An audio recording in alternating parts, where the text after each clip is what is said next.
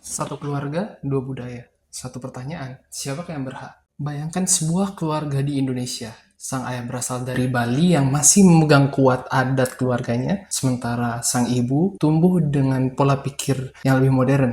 Mereka memiliki dua anak, seorang laki-laki dan seorang perempuan. Ketika sang kakek meninggal dan meninggalkan warisan berupa rumah serta sebidang tanah, muncul perbedaan pandangan dalam keluarga. Sebagian anggota keluarga beranggapan bahwa anak laki-laki lebih berhak menerima warisan karena mengikuti tradisi yang telah diwariskan turun-temurun. Namun sebagian lainnya berpendapat bahwa kedua anak memiliki hak yang sama untuk menerima warisan. Lalu, siapakah yang benar? Haruskah keluarga tersebut mengikuti adat yang sudah lama berlaku atau mengikuti pandangan yang lebih modern tentang kesetaraan hak?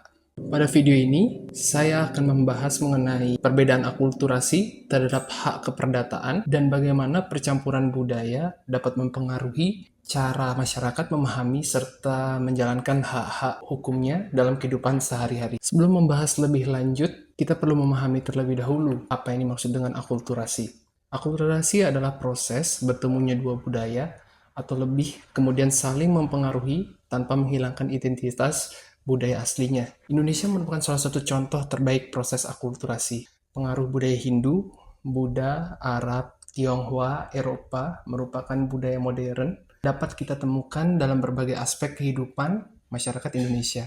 Mulai dari cara berpakaian, adat istiadat, sistem kekeluargaan, tradisi perkawinan, hingga cara masyarakat memandang hak dan kewajiban dalam kehidupan sosial. Dengan kata lain, akulturasi membuat budaya berkembang dan beradaptasi dengan zaman tanpa harus kehilangan jati dirinya. Setelah memahami akulturasi, kita perlu mengetahui apa yang dimaksud dengan hak keperdataan. Hak keperdataan adalah hak yang dimiliki seseorang dalam hubungan hukum bersifat pribadi. Hak tersebut mencakup berbagai aspek kehidupan, seperti hak untuk menikah, hak memiliki harta benda, hak membuat perjanjian, hak menerima warisan, dan hak memperoleh perlindungan hukum atas kepentingan pribadinya. Karena itulah hukum perdata sangat dekat dengan kehidupan sehari-hari masyarakat. Hampir setiap orang pernah berhubungan dengan salah satu bentuk hak keperdataan tersebut. Contoh pertama pengaruh akulturasi dapat dilihat dalam bidang perkawinan. Pada masa lalu, beberapa daerah keputusan mengenai pasangan hidup seringkali dipengaruhi oleh keluarga besar dan adat setempat.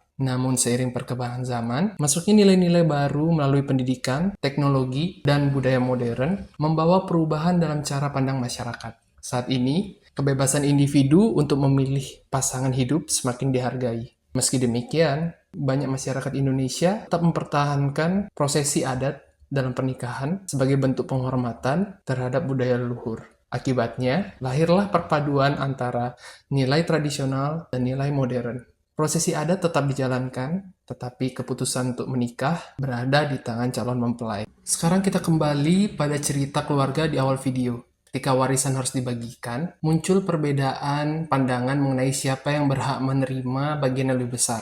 Dalam beberapa sistem adat tertentu, pembagian warisan dapat lebih mengutamakan garis keturunan tertentu atau anggota keluarga tertentu berdasarkan tradisi yang berlaku. Namun seiring perkembangan masyarakat dan masuknya nilai-nilai modern mengenai kesetaraan, banyak keluarga mulai menerapkan pembagian warisan yang lebih adil dan seimbang. Masyarakat mulai memandang bahwa setiap anak memiliki hak yang sama sebagai bagian dari keluarga. Perubahan cara pandang tersebut merupakan salah satu dampak dari akulturasi budaya. Selain warisan, pengaruh akulturasi juga dapat dilihat dalam hak kepemilikan harta. Pada masa lalu, banyak tanah atau aset tertentu dikelola secara komunal berdasarkan aturan adat yang berlaku di suatu daerah.